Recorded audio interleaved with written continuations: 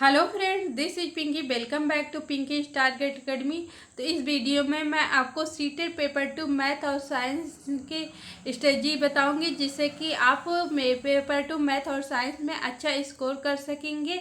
मैंने भी इस स्ट्रेटजी को फॉलो करके सीटेड पेपर 2 मैथ और साइंस में 108 प्लस नंबर लाए हुए हैं, तो आप भी ला सकते हैं। अभी आपके पास केवल 30 डेज बचे हुए हैं, क्योंकि आपका पेपर 14 दिसंबर को होने वाला है। तो इन समय में आप किस स्ट्रेटजी को फॉलो करेंगे, इसके लिए आपको सबसे पहले पेपर प्रीवियस ईयर का लेना है, कम से कम 10 ईयर का लेना है, और उसे आप एनालाइज कीजिए, लगाइए उस पूरे पेपर को। जिस जिस टॉपिक से क्वेश्चन पूछे जा रहे हैं उन सभी टॉपिक को आप नोट करते जाइए।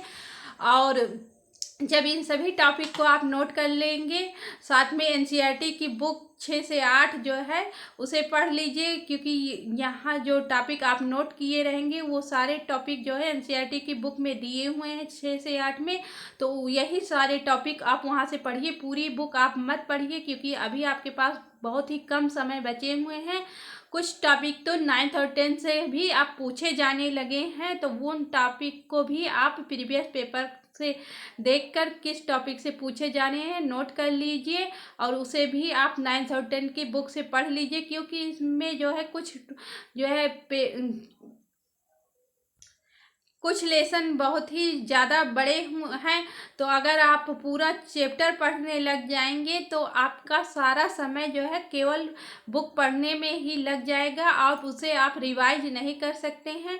तो केवल उन्हीं टॉपिक को पढ़िए जिस टॉपिक से ज़्यादा क्वेश्चन पूछे जा रहे हैं, और साथ में आप मार्क टेस्ट और प्रीवियस पेपर लगाते जाइए, क्योंकि आप टाइम को मैनेजमेंट करके अभी से नहीं चलेंगे तो आप पेपर में टाइम को मैनेज नहीं कर पाएंगे। डेली एक सेट लगाइए। अगर 2.5 घंटे का आपका पेपर है तो 2.5 घंटे सेट करके चलिए, और उसमें जो है 250 क्वेश्चन आप लगा कर ही उठिए।